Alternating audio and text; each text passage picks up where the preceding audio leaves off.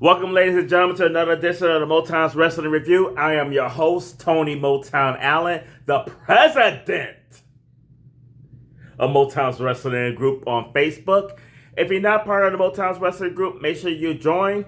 Just search for NWG or the Motown's Wrestling Group, and myself or the First Lady, Ty Nicholson, the one that holds it down, will make sure we accept your request. Now, today, we are here talking about last night's episode of Friday Night SmackDown that happened in London for 3 hours. This 3 hour thing is really fucking with me. If you guys have seen some of my other videos, I'm not happy with the whole 3 hour SmackDown. I liked it a lot better when it was 2 hours. But everybody's so surprised, like, oh fuck, Trick got called up. Fucking last Sunday, all these people got called up. Yeah, you know why they got called up? They went for 2 hours and 3 hours. They have a whole nother fucking hour of show to do. They had to call all this talent up. Like, I'm about to say Nick Aldis. Yeah, Nick Aldis. Nick Aldis looked like a fucking genius because he cited so much talent. He got to. But Monday Night Raw, if y'all watched it, had Pyro, and it gave me hope. I'm just like, yes. I love kicking off with Pyro. Nice to see they bringing this back, even if it's on the European tour. And they in London, and no goddamn Pyro. This motherfucker's walking in, drinking a coffee. And that's it. That's how we kick off fucking SmackDown. At the Art of Pyro, man, Netflix must be spending some more money than fucking USA, because on Netflix we got Pyro. On USS, we get fucking Starbucks.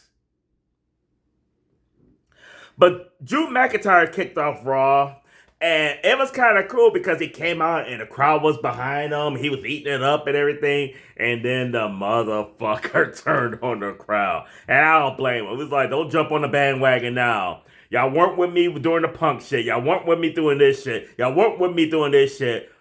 Fuck y'all. That's what Drew McIntyre said. Fuck him. And despite that, though, he even got the "you deserve it" chance and everything. And I'm not a huge fan of Drew McIntyre. I'm not gonna lie. I don't dislike him, but I'm just not a huge fan. But this gotta be one of the most religious motherfuckers out there, though, because I remember him talking about he prayed for the entry of CM Punk. Now he's talking about he prayed for this to happen. I have not seen a wrestler pray as much as Drew McIntyre in the ring. I'm starting to think he got a little Father Flager in him, to be honest with you. But he said that there's no rematch for Cody Rhodes. He put that in the clause for the contract. So Cody Rhodes got to start from the bottom and work his way up. And then out comes Randy Orton. I hear voices in my head. And all that. Oh, man. And the crowd was eating it up. Jesus Christ. Everybody loved Randy Orton. You know why? Because like JBL said, if you're going to build a wrestler from the ground up, it is Randy fucking Orton.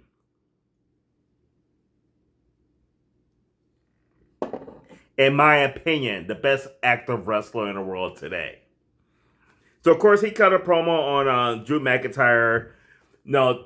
So hopefully it's going to lead to a program within, though, but could be down the line, though, because Jacob Fatu comes out, because he still got issue with Drew. Them two went fighting, and then out comes the fucking Miz. I mean, we know the Miz's balls are massive. It gotta be to jump on fucking Randy Orton. But he tried to hit him with the skull cluster finale. I'm just like, Jesus Christ. When would just fucking Randy Orton Miz shit ends? And then we get the match. The number one contender Fatal 4 qualifier. Say that 5 times. Randy Orton taking on the Miz. And pretty much what was a lackluster match. I mean, and it kind of sucks because I sit here and talk to you guys about how Randy Orton is the best wrestler active in the world today. But this match with the Miz, I gave a C+. It was lackluster at best. Killer RKO though. I always love seeing RKO. Hit Miz with the RKO. Gets the 1, 2, 3. Randy Orton moves on to the Final Four to determine who is going to be the number one contender for Drew McIntyre's title. Next up, we have a tag team match featuring Alexa Bliss and Charlotte Flair. Woo! I will put it on Alexa Bliss like this. Taking on Julia and Kiana James, who there's a lot of women I'll put ahead of Kiana James, but she can get it like this too. Ain't gonna fucking hate on that shit. Like, man. But Julia, it's kind of amazing because Julia entered NXT like a year and a half ago or so. Stephanie McCure kind of went in like the following month, but everybody was like, Julia's the shit. Julia's this. Julia's that. Julia's the best. And not only does Stephanie McCure outshine the bitch, I'm still wondering if Julia is she her? Like, Carmelo's him, but Julia ain't her. But this match, I would say out of the four, the worst performer in this match was Julia. I wasn't big on Kiana James as well. But I gotta admit though, like, Charlotte didn't look like Charlotte in this match to me. To me, Charlotte didn't look like the greatest woman wrestler out there. She wasn't even the best woman wrestler in the match, in my opinion. It was kind of disappointing because I just kind of felt like she felt stiff. She felt off. She didn't feel like she was giving it as much as she normally does. I was really disappointed with Charlotte's performance in this match. But the best performer in this match was Alexa Bliss. Alexa did her thing. She hit the Sister Abigail to get the win. But the match itself, though, I give a C- though, because when you only have one wrestler in the match that's really performing, and to be honest with you, the second best performer in this match, in my opinion, was Kiana James. I don't know what the fuck was up with Charlotte in this one, though. Like, Julia's Julia. I'm at the point where I just think she sucks. But this was not typical Charlotte Flair in this match, which was kind of disappointing. Charlotte, giving it 50%, is still better than like 75% of the roster. But I'm down on her performance because this wasn't, in my opinion, a Charlotte Flair performance. I was disappointed with her because it wasn't up to her standards.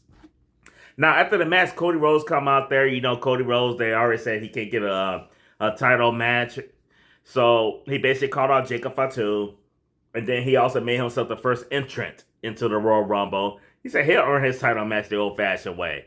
He'll join Hulk Hogan and Stone Cold Steve Austin as 3-time winners of the Royal Rumble. Oh my God, please don't let that shit happen. Next up, we had Woo Woo Woo. You know it. I know they're getting rid of the woo woo woo bullshit and all that stuff though, but when I heard this match, I was like, this is gonna be another typical, like, they said Matt Cardona, it's Matt Cardona now, he reinvented himself and everything. But I got a feeling the WWE's gonna be like, hold my beer. Different name, same motherfucker.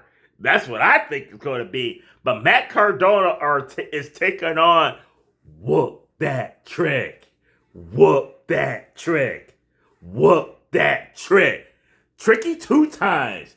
The former Trick NA champion. Not TNA.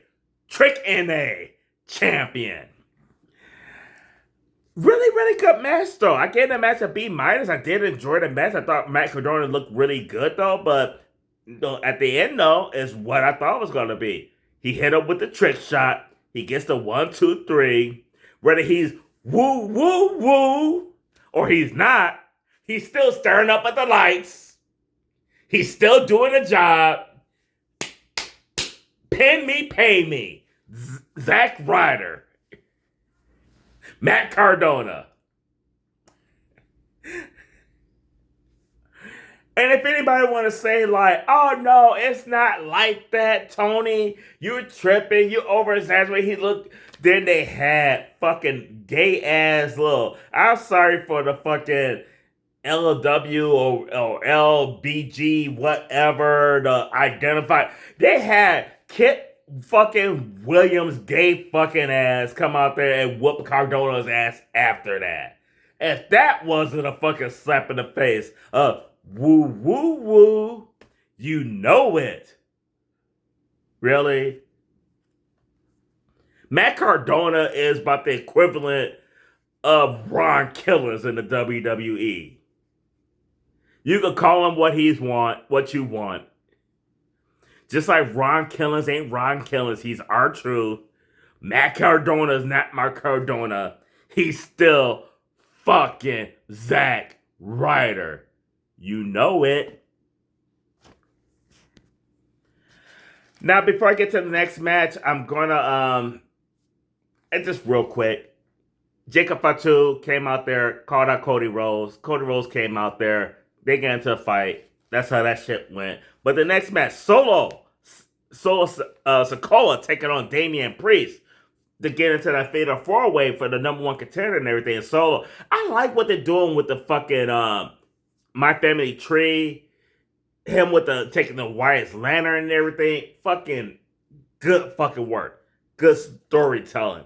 The match itself was, it was a C match at best. The match ended with the Wyatt family showing up, making a dramatic entrance. They taking on the entire My Family Tree, causing a distraction. I'm about to say Bray Wyatt. Shit, Bo Dallas, Uncle Howdy, tried to get his lantern back. And of course, they were more concerned with saving the lantern than the match. So as they saved the lantern, fucking Solo lose the match. Uncle Howard gets his lantern back after the match was over, but the tall one, Tala, what? Fucking kicks him in the face, gets the lantern back. That's the big thing, is keeping the lantern, which I get it, because that lantern is almost like the fucking urn for the Undertaker. So I kind of get it, that how important that is, though, but I felt like they kind of made it more important than like the title shot. So it is what it is, but I gave the match a C. Next up is the U.S. Champion Open Challenge, because, this is going to be the shit forever now, apparently. But Carmelo Hayes, he is him. Waiting out there for his Open Challenge, and out comes fucking the TNA X Division Champion, Leon Slater. And when I saw Leon Slater come out, there's two things that went through my head. Well, actually, there's three things went through my head. Number one, your not so humble correspondent Robert Black is going to be pissed off because he's about to take the pin. But number two, we're about to get a great fucking match. Great fucking match. And number three, despite what your not so humble correspondent Robert Black thinks, I think Leon Slater's going to come out looking like $1 million. And he did. He did. You don't have to win every match to look good. Them two complement each other so well. But Carmelo Hayes was going to keep the title. But I like the fact that it's showcasing Leon Slater on WWE program, especially now that TNA got this new TV deal with whoever they're with right now. First Lady, throw it in the comments. I haven't checked it out yet, but it's not that they are available for everybody to see. And I think them showcasing Leon Slater the way they are is going to help get eyes on TNA. It's going to. This match was an A. Carmelo Hayes hit the fucking ultimate cutter to get the win. Absolutely loved it. Leon Slater looked good. And Carmelo Hayes showed you he is him. And the next match, Chelsea Green taking on Jordynne Grace. I really like this match. I gave it a B. I like how these two styles really complement each other really well. I like how they showcase Grace. This is Jordynne Grace's second match, and she hit a fucking, what she called the direct effect, which is basically a cartwheel driver for the win, which is a nice finishing maneuver. This was a good match. I thoroughly enjoyed it, and in my opinion, 2 weeks in SmackDown has been better than her entire time in fucking NXT. I can't say I put it on Jordan Grace like Dutch because she kind of scares me a little bit. But Chelsea Green can fucking get it. And then the main event, we got Sami Zayn taking on Ilya Dragunov for the spot in the Fatal 4-Way match for the number one contendership. We've seen this already when Ilya came back. This match, in my opinion, correct me if I'm wrong, throw it in the comments if I'm wrong, but to me, the match was good. So before I throw my criticism out there, this match was good. But it felt like the exact same match we had in the Open Challenge with a different result. I just feel like the only thing they changed was the finish. I could be wrong. It's just how I felt watching it. But Sammy hit the hell of a kick on Ilya Dragunov to get the win. I gave the match an A-. Thoroughly enjoyed it, but like I said, it just felt like a rerun, though. And we go close this out with the match of the night. Tap out a moment. The match of the night, if you're keeping track of the grades, you know it's Carmelo Hayes versus Leon Slater. By far the match of the night. Could have been the best match of the week. But my tap out and moment came from the same exact match. My tap out, in all honesty, is not even Julia Hart. Julia. Not Julia Hart from AEW, but Julia. It was Charlotte's Fair performance. That was my tap out. Not saying it was the worst thing we had on SmackDown. It just was a letdown from what I'm used to for having for her. But my moment of the night, though, is Alexa Bliss, though. Alexa Bliss, to me, showed up, showed out. She gets my moment of the night. So that's all I have for you for the SmackDown review.